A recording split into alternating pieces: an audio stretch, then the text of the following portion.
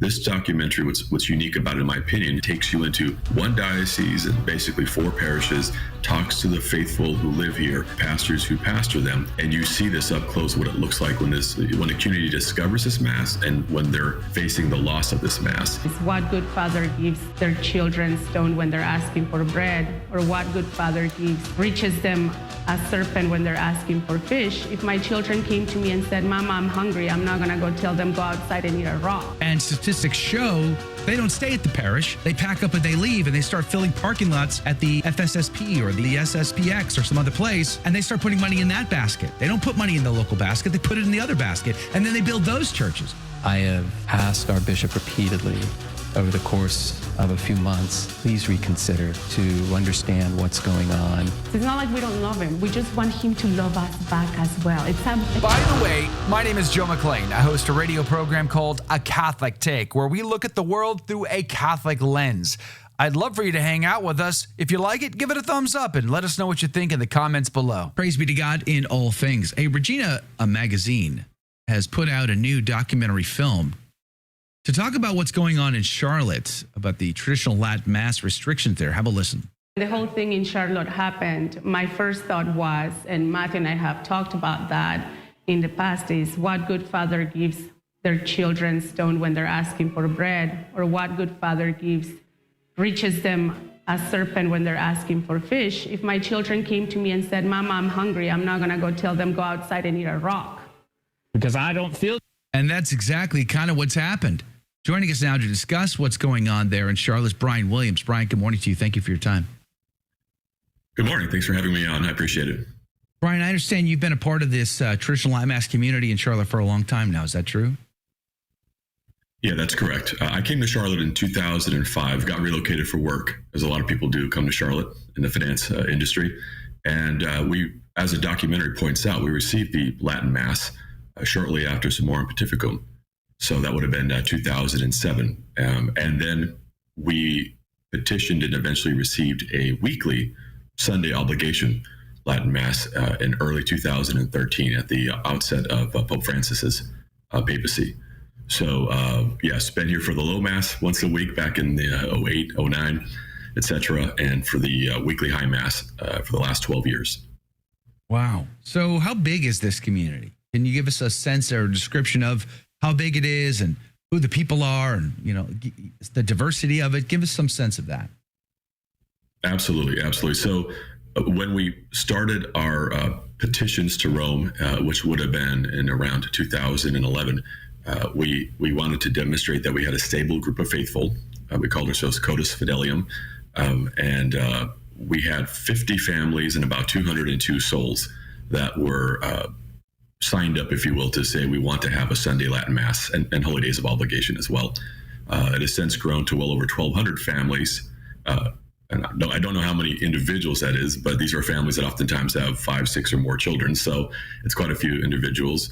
On any given Sunday, the 4 parishes that at this moment still have the Latin Mass, although it is going away in about a month out of the parishes, the 4 parishes together, along with the local chapel, constitute about anywhere from 1,500 to 1,700 people every Sunday. And that's just one Mass per parish. So basically 4 or 5 Masses a weekend get about 1,700 people on a wow average Sunday.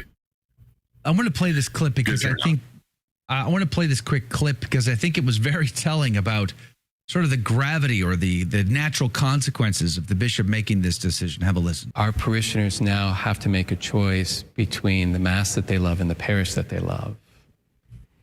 And that's a hard decision to make.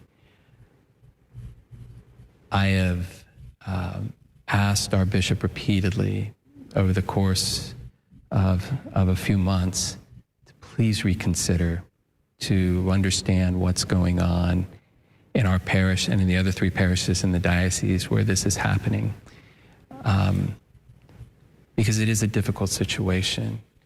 The understanding is that people who go to the Latin Mass Chapel in Morrisville will remain members of their parish. There will not be a collection taken at the Latin Mass Chapel, that people are going to be asked to continue giving to their parishes. and to be involved in the life of their parishes. Okay, so they want their cake and eat it too here, Brian, it seems to me. I mean, I don't understand, because this is like the opposite. If they wanted if they wanted unity, if they want to bring people together, then having a TLM at a local diocesan parish is kind of the way to go. But instead, the Traditionis Custodes is pushing Catholics, as the father just said, to make a tough decision between the Mass they love and the parish they love. And statistics show they don't stay at the parish. They pack up and they leave, and they start filling parking lots at the FSSP or the SSPX or some other place, and they start putting money in that basket. They don't put money in the local basket. They put it in the other basket, and then they build those churches. They don't build these churches. So why would the bishop make such a decision that's going to dismantle his local parish rather than build it? I like the way you explain that, because that's exactly right. And I think any reasonable assessment of what's happening from the outside looking in, it's a common sense.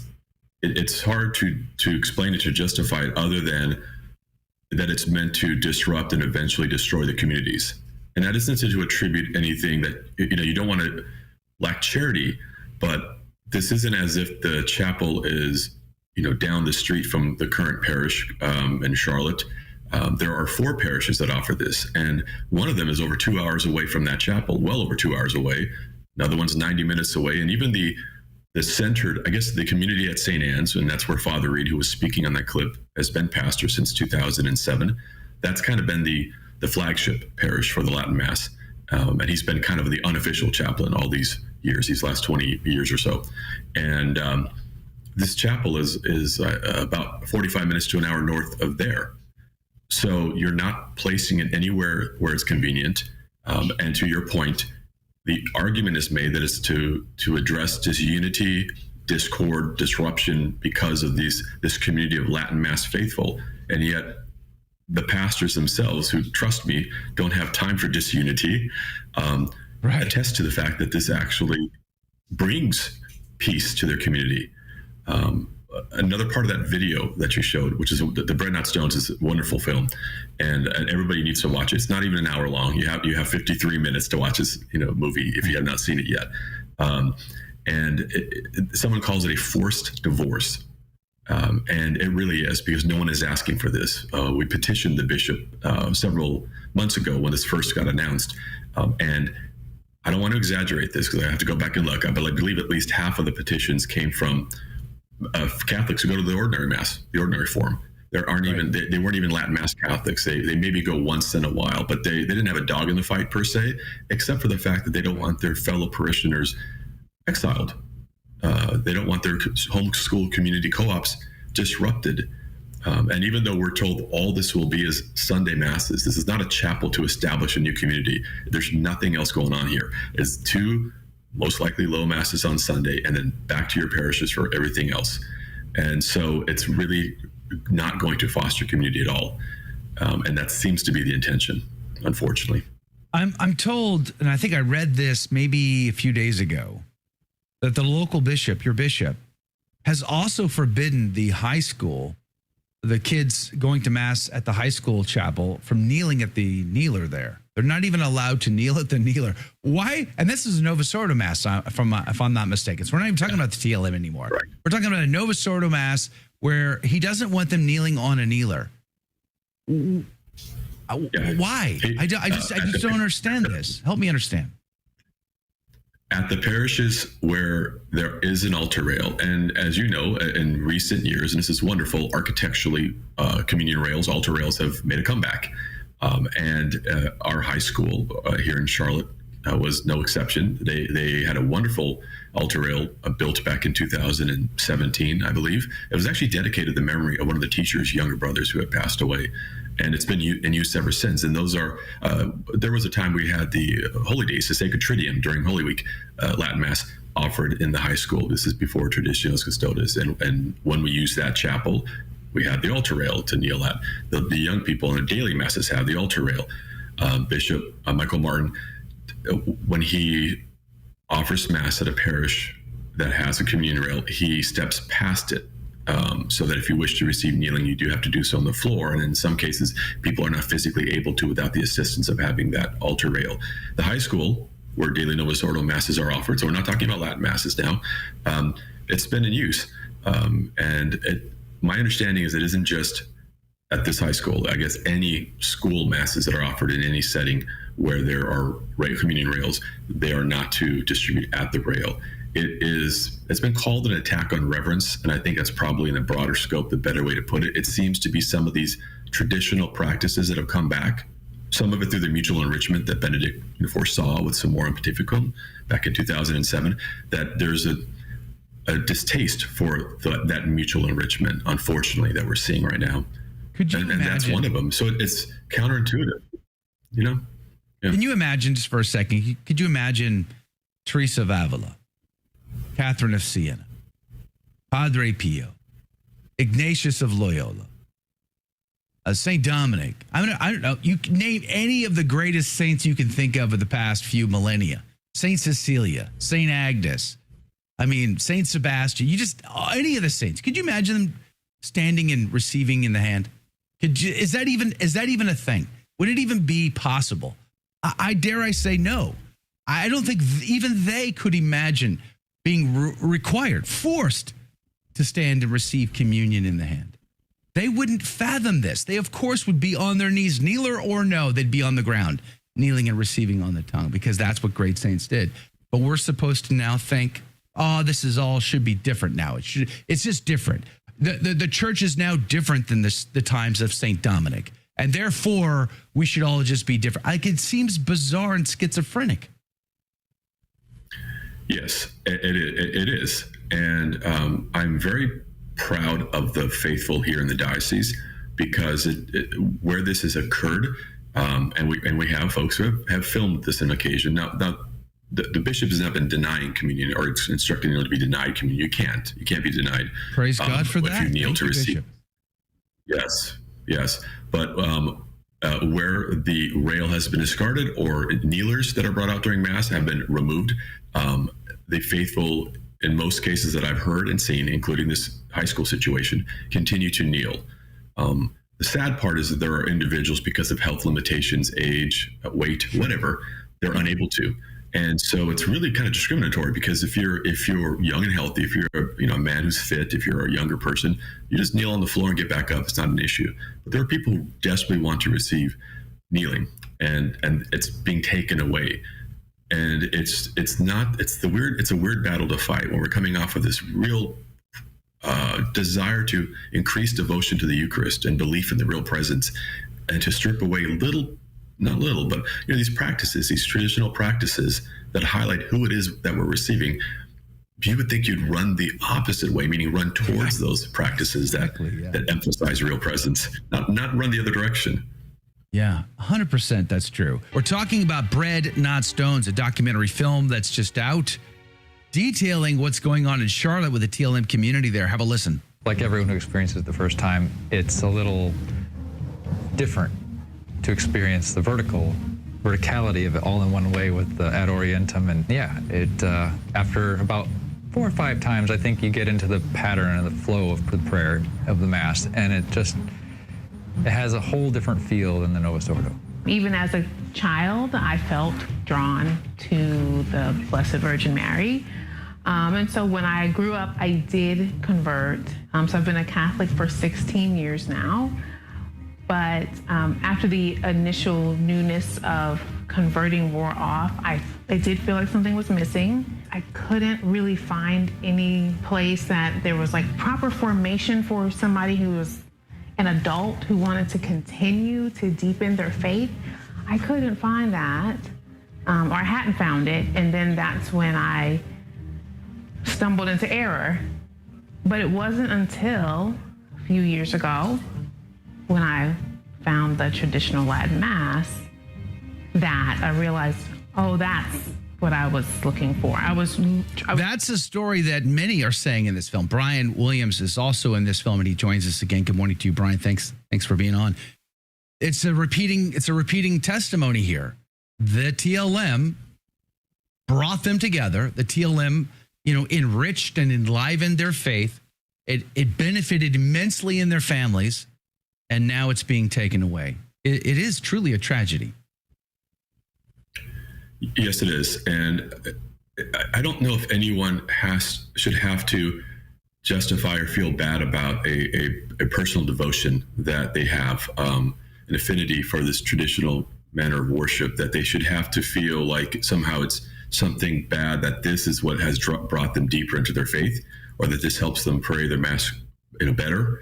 And yet there's an environment of, this is not good, and let's wean you off of this faithful. And that's what this dispensation, which started 2 years ago, and that's why we're coming up against this October 2nd deadline. It's the idea that somehow this is not good and healthy for us. And what I love about this film, and I think people will recognize it, is God bless the filmmakers who use some wonderful, beautiful footage of masses from around the world, and some of the great experts. And I'm friends with some of those wonderful people, and I love those movies too. And they have a great place and part they play. This documentary, what's unique about it, in my opinion, is it's a very microcosm of what's happening. It takes you into one diocese and basically 4 parishes, talks to the faithful who live here, the pastors who pastor them, and you see this up close, what it looks like when a community discovers this mass and when they're facing the loss of this mass. And what I hope it will strike people is how articulate these faithful are. These are just regular folks. None of these people work in Catholic media. None of them are liturgical experts. They are just parishioners. And 2 things I noticed watching the film is how articulate they are, and how diverse the communities are, which I already knew this, but it's great to see it. This is young, this is old, this is various ethnicities, this is big families, empty nesters. You see it in the film. It's all over the place in regards to the attendees.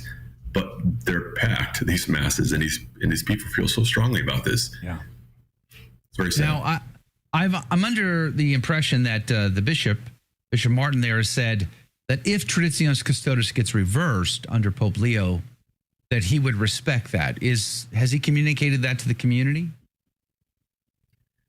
Yes, there was one quote. I don't remember where it came from, because there's been kind of a combination of some documents that kind of were leaked versus some that were officially released. But I think when he rescinded the original deadline of he had moved it forward from October to July, and then he moved it back to the original deadline of October. And he said, and I'm paraphrasing, if he hears something otherwise from Rome, of course he'll obediently follow that. But right now he's obediently, and this is kind of his words, obediently following Traditionis Custodes and the papacy of Pope Francis and what was decreed. What we've seen in other dioceses is that there's been a bit of a request for the additional 2-year dispensations by bishops, because they kind of feel like we should probably now put a pause on this and find out what the Holy See, what the new Holy Father is thinking in this area. But we have asked for that. Our pastors have asked for that. As a matter of fact, I would ask if your listeners or viewers can offer prayer today for our 4 pastors. I've been told, and we have heard, that the 4 pastors of these parishes are meeting with the bishop today. This is a long-awaited face-to-face meeting. And we are hoping that, yes, and please, prayers that his heart will be softened to this, because really what they're asking for at this time is just a bit more time to let's see what Rome is thinking in this area. Has the bishop communicated to the community that he feels like there's any sort of division within this community towards him personally, or towards the mainstream Catholic Church, or does he feel like there's some sort of like schismatic tendencies or anti-Vatican II tendencies? Has he said any of those things in his communications? He hasn't. No, he hasn't said that. Right now, he's kind of used the language of, because he's a Franciscan, he's used the language of obedience and said, hey, this was a dispensation that Rome gave us that was for 2 years to get your faithful ready to lose this mass. And I am just following orders. That's kind of been the theme. I'm following orders. Many of the faithful have written him. And at our Charlotte Latin Mass Community X page, you can see a copy of the form letter, unfortunately, the form letter that everybody is getting back, that is very generic. It doesn't really address anything. It just talks about he looks forward to all of us worshiping together.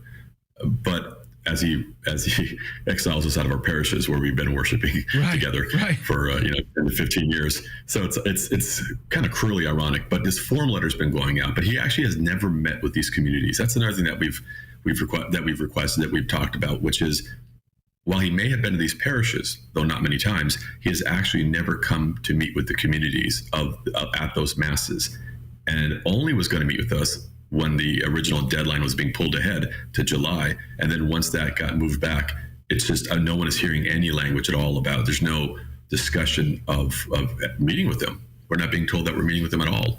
We don't have a name for this chapel yet. Supposedly we're supposed to go into it in 35 days. We don't know what it's going to be called. We don't know anything about this place, and he has not met with us, which is from your shepherd, spiritual father, as that one lady puts in it. We just want. She says in a video, "We love you, Bishop," but we just want to feel like we're loved back. We're going to run out of time. Let me play this real quick, because this is one of the more poignant moments of the film. Have a listen to this. It's not like we don't love him. We just want him to love us back as well. It's a thing of, can you please love us back? That's my question. And think about that. Can you please love us back? I mean, dear Bishop, we want to be on the team. We want to be here, a part of this community, but you're casting us away. Brian, before we go, I got to say something you said a minute ago. There's obedience, and then there's going above and beyond. Like, there are a lot of bishops who were obedient to Traditionis Custodes under the Francis pontificate, but they didn't pull out the sledgehammer and start bludgeoning their people. And there are bishops now who have gone above and beyond to make sure that they have implemented it to the fullest possible extent. Your bishop seems to be in that category to me. Is that a fair comparison, or am I going too far? No, and I think it's an accurate comparison. The reason why that's the reason why the church gave us a Morum Pontificum in 2007 was the 84 indults under St. John Paul II. If your bishop didn't like these things, you just didn't know that the Latin Mass existed. And by 2007, Pope Benedict said, you know what, I got to kind of work around these guys that take a sledgehammer and really kind of let the faithful and these priests be able to know this Mass. And that's what we're losing now, because if you don't have a bishop who likes it, you're not going to have it. You're not going to be able to keep it. And that's where we're at, unfortunately. Amen. Well, we are praying for the meeting today between the priests and the bishop. Pray that the bishop softens his heart towards this community of Catholics who just want to be on the team. That's it. They just want to be on the team. Please, Bishop, open your heart to that. And then we will pray that not only does Traditionis Custodes get reversed, but the communities can flourish once again and not have to be segregated. This sort of segregation mentality. Your kind ain't welcome here. Go to the other building. Crazy stuff. Brian Williams, thank you for your time today. We're going to put a link to this video, Bread Not Stones, in the show notes. Do watch parties with all your friends and family this weekend. God love you. Did you like that video? It's okay. You can admit it. It's perfectly fine. Hey, we cover the big stories of our day, from inside the church to outside the church to all points in between, and we do it from a Catholic perspective. It's called A Catholic Take. It's a radio program Monday through Friday. We live stream it right here on this channel, by the way, so make sure to subscribe, like, and share. We would be very grateful to you. And don't forget, you're going to want to watch this video right here because you don't want to miss anything.